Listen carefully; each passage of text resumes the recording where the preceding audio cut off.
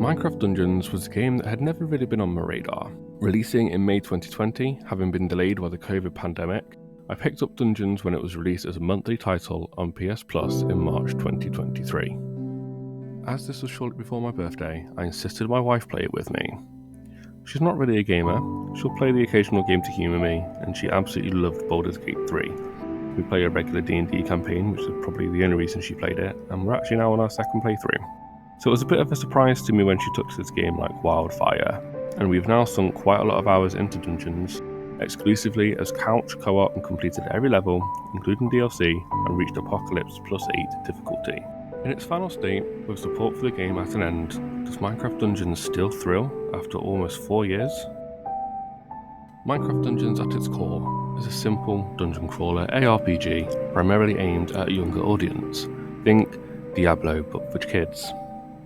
But despite its younger target demographic, the simple base elements of Minecraft Dungeons come together in a way that is exciting, satisfying, and has more complexity and difficulty than you might first think. Starting out with the tutorial level, you're shown the basics. Combat is easy enough. Your main attack is a melee attack and a ranged attack. Arrows are somewhat limited, so you'll be in melee primarily.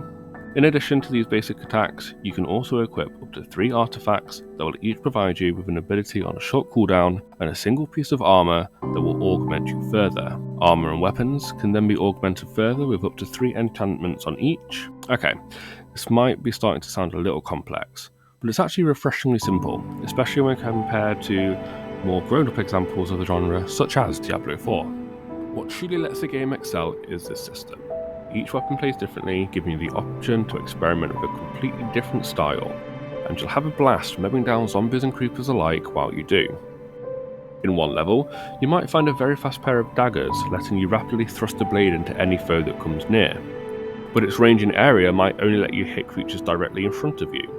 With armor and enchants, you can build your character around that. Loot is plentiful, and each item will give you up to 3 enchantment slots and up to 4 enchants to choose from for each slot. You might pair those nimble daggers with an enchant that pulls all nearby creatures to the point of the weapon's impact, forcing foes to be in striking distance of your blades.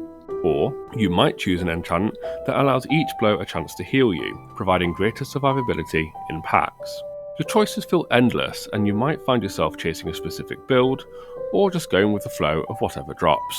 While my wife and I worked our way through the game, we found we went down both of these paths. I quickly found a range of enchants and combinations I enjoyed, but would often swap out to reflect the playstyle of weapons that I had found, often switching between a number of builds before settling on one for a while, then changing again when I found an interesting new weapon. Rapid healing punches was a favourite of mine for a good while, before switching to an anchor that would hit everything in a wide radius with poison. My wife, on the other hand, quickly found she enjoyed a soul build, choosing to focus on acquiring enchants and equipment that focused on boosting the rate she acquired the souls of the dead to spend on powerful artifact abilities. I favoured a Golem companion. I named him Greg. All of this Minecraft mob slaughter is done in the name of a simple story told through small intro vignettes to each level, and the occasional outro one too, that have you on a quest to defeat a lonely illager driven to crave more and more power due to the corrupting influence of an artifact known as the Orb of Dominance. In the main story, you'll fight your way through the newly christened Arch-Illager's armies in order to try and stop him.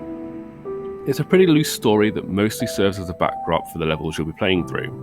The levels themselves do a pretty good job of layering upon themselves to get more difficult and complex as they go, adding more puzzles, different mob types, events, and boss fights to keep things fresh.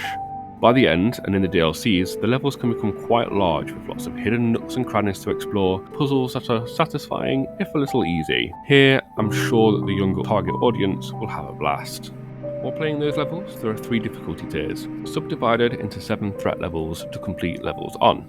Defeating the Arch-Illager on each difficulty tier will unlock the next, providing more difficult enemies to face and in larger numbers, but will also provide new and better quality loot. After reaching the highest threat level in Apocalypse difficulty, you can start climbing the 25 additional Apocalypse Plus levels that grow increasingly harder and more rewarding. To supplement these levels and provide an alternative route to some of the best gear in the game, you also have the Tower and Ancient Hunt. The Tower is a series of increasingly difficult levels that resets each week, Completing a level will reward a choice of gear or enchants, final reward based on how many floors you completed. In the Ancient Hunt, you sacrifice gear and levels you have earned during your play to fight your way through more difficult levels.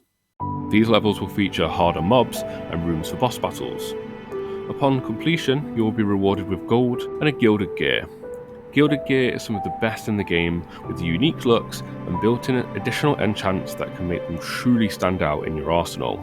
Personally, in all of our time spent playing, my wife and I spent very little of that time in the Tower and Ancient Hunt. The Tower starts you on a blank character, and my wife didn't enjoy not being able to bring the gear she had worked on making into a strong build. And the Ancient Hunts could be quite long and easily unrewarding if your reward was an item that you didn't want or enjoy. In the end, Minecraft Dungeons fares really well 4 years after release. The game is stable, looks great, and has an insane amount of replayability.